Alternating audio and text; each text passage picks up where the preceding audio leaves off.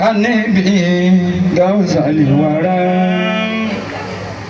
Somalida Zibali wara Baramula ilaha illallah Allah Allah Maulana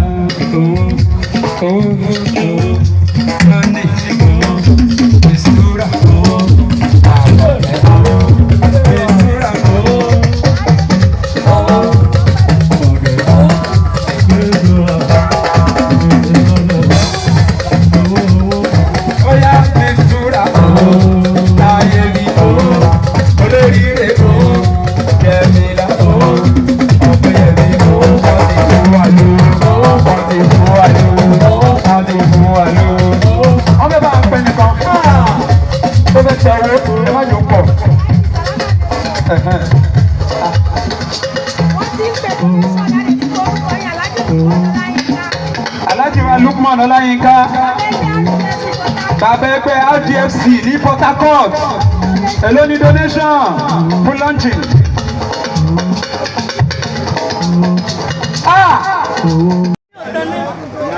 No, mo kí bàbá wa yẹ fẹsẹ̀ mo kí ìwọlé bàbá pẹ̀lẹ́pẹ̀lẹ́ kí ẹjọ́ àkọ́ máa wọlé kí wọ́n máa rọra ẹ jẹ́ kí bàbá wa yẹ fẹsọ̀ torí àwọn ọlọ́jẹ́ káyé wa kó di ẹ̀sùn báyìí.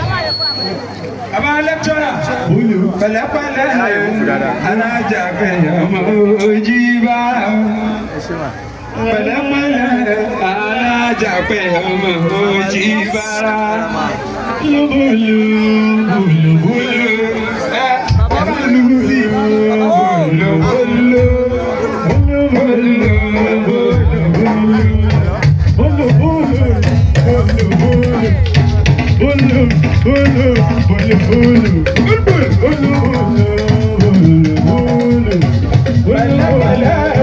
ọmọ alájà pé ojú bá.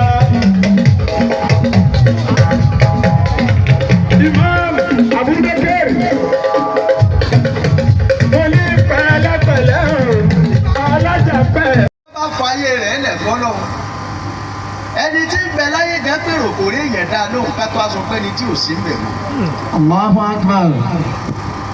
ẹni tó bá ti rẹ́ni tó pèdè rí tí ń wo ẹnu ọ̀nà pé àwọn tá a pè ọmọ tí ì dé sáwọn èèyàn ọ̀gbọ́n ni téèyàn bá ti rẹ́ni tàdánwò bẹ́ẹ̀ ti parí yóò mọ yìí kéèyàn pé èèyàn káwọn èèyàn ó sì dáhùn. Allahu hayatan. tá a bá sọ pé bá a bá wá ta ni ó bí ẹnì kọ̀ọ̀kan wa èèyàn mélòó làlájì ní nọ́mbà rẹ̀ lọ́wọ́ tí wọ́n fi sọ pé lágbájá ọmọ ṣẹ́yẹ àríyọ̀. Allahu hayatan. inú ẹ̀ mọ̀.